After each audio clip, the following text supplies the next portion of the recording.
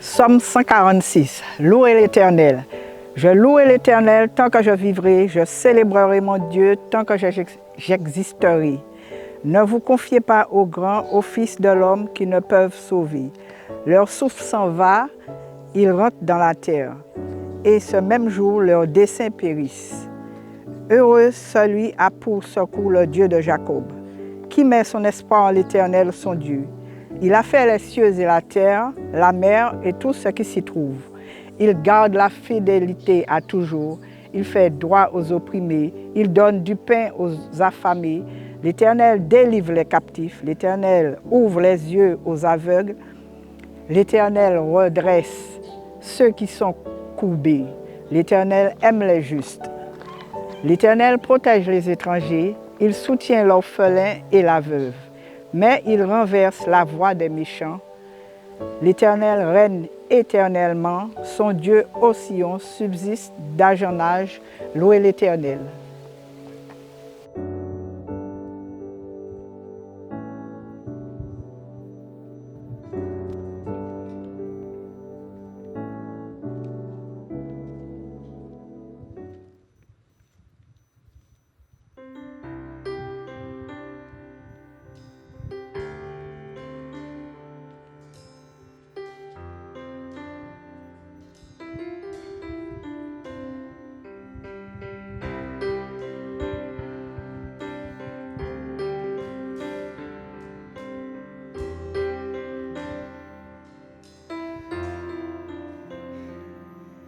On dit que où ton trésor est, ton cœur y sera aussi.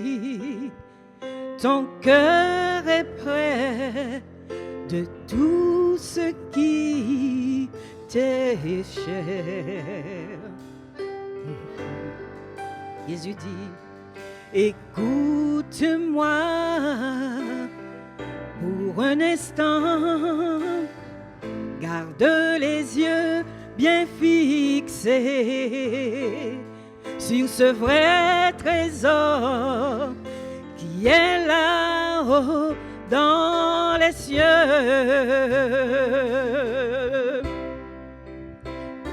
Il y a un trésor à la fin de ce long chemin devant moi.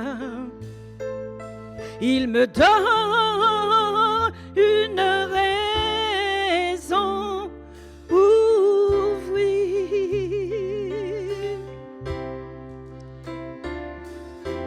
Jésus est mon trésor, la raison pour ma vie, et il sera la raison jusqu'à ma mort.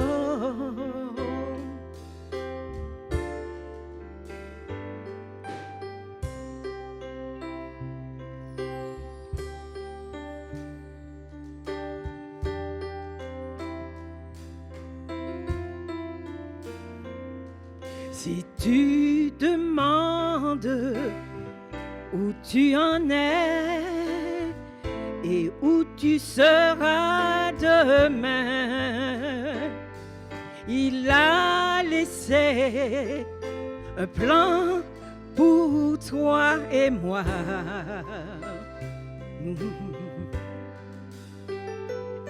Si tu le suis, ce plan divin, marchant toujours sans t'éloigner, tu ne peux te tromper. Pense avant d'agir. Il y a un trésor à la fin de ce long chemin devant moi et toi. Il me donne une raison pour vivre.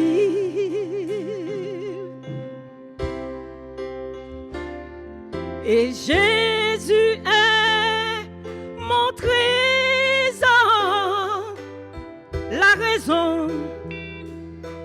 vie, et il sera la raison jusqu'à ma mort.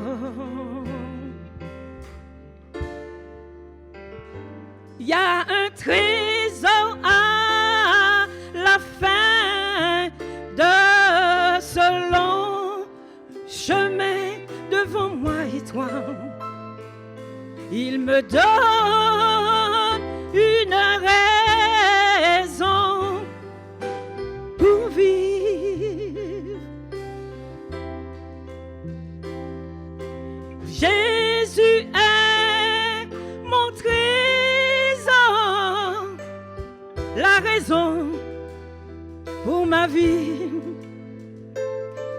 et il sera la raison, oui, et il sera la raison, oui Jésus, tu seras la raison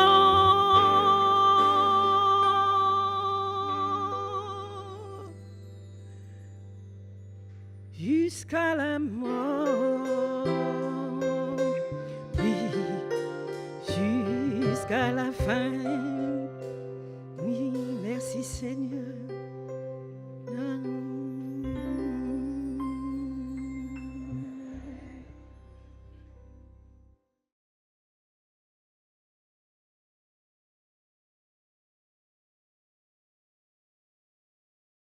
Oui, bonjour.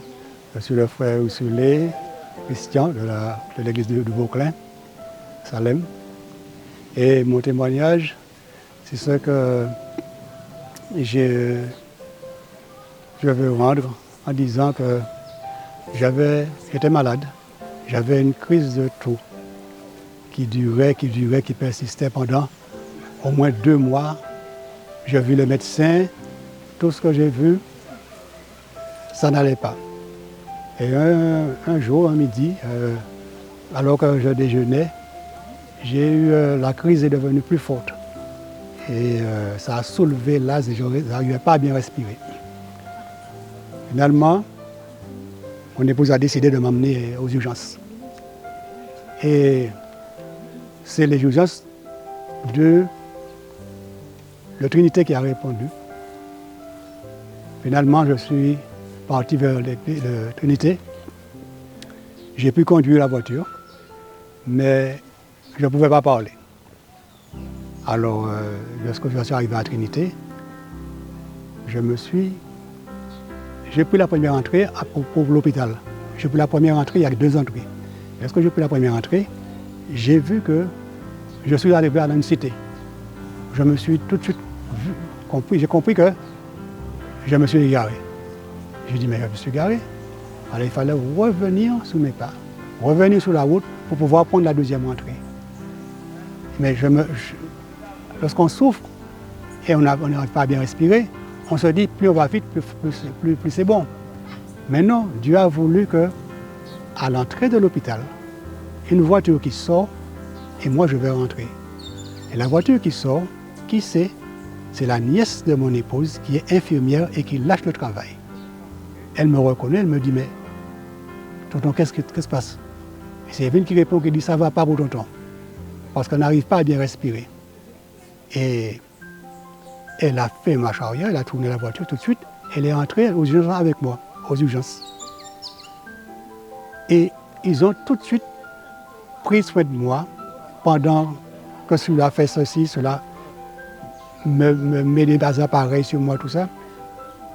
Mais j'étais en train de réfléchir quelque chose, je me dis, mais Dieu a permis que je sois égaré une première fois, je m'égare de route pour pouvoir faire ce croisement.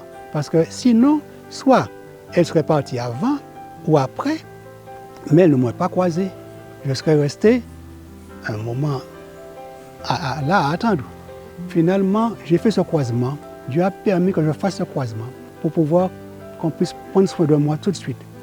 Et je suis entré à l'hôpital, il était vers 3 heures, je vous dis que je suis sorti, il était vers 8 heures. 8 heures du soir, 20 heures.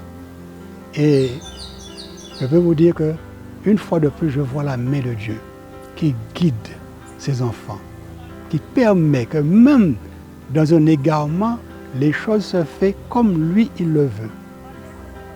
Et je remercie Dieu pour cela. Je le loue, je glorifie Dieu parce que dans ce service, ils ont bien pris soin de moi et ils ont permis que ma santé puisse revenir au mieux. Alors je glorifie Dieu pour cela. C'est là ce témoignage que je voulais donner et je remercie Dieu.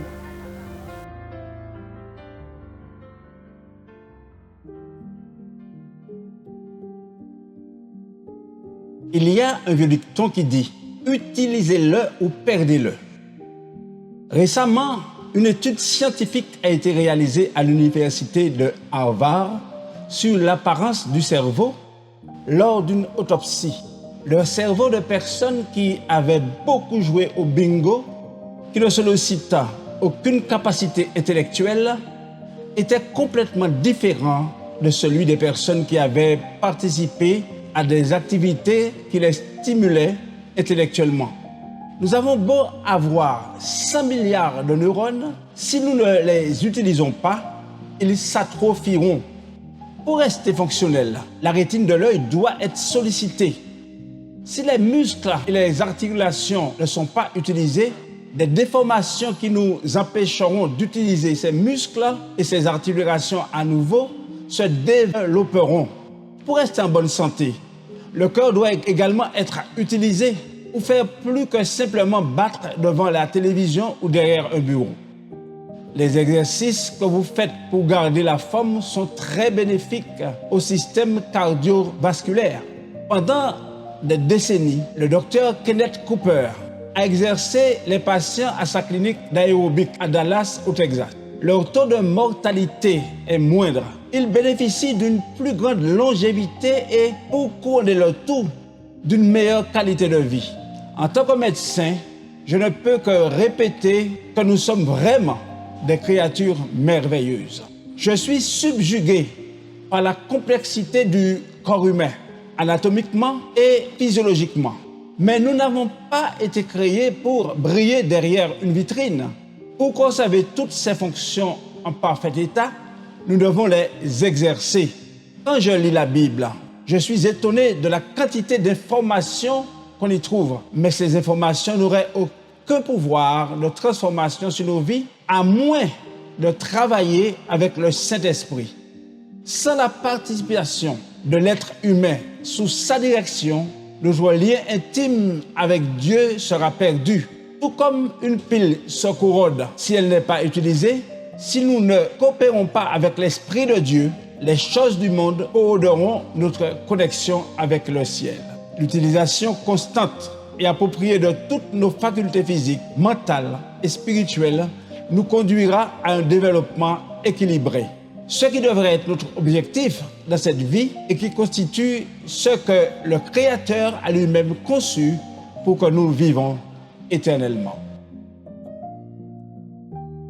Notre Dieu, notre Père, nous voulons te remercier de ce corps merveilleux que tu nous as accordé.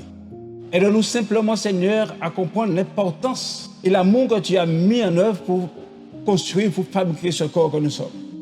Maintenant, Seigneur, aide-nous à prendre conscience et à faire tout ce qui est en notre pouvoir pour maintenir ce corps en bonne santé, afin que dans ce corps, nous puissions te glorifier. Nous te prions au nom puissant de Jésus et pour sa gloire. Amen.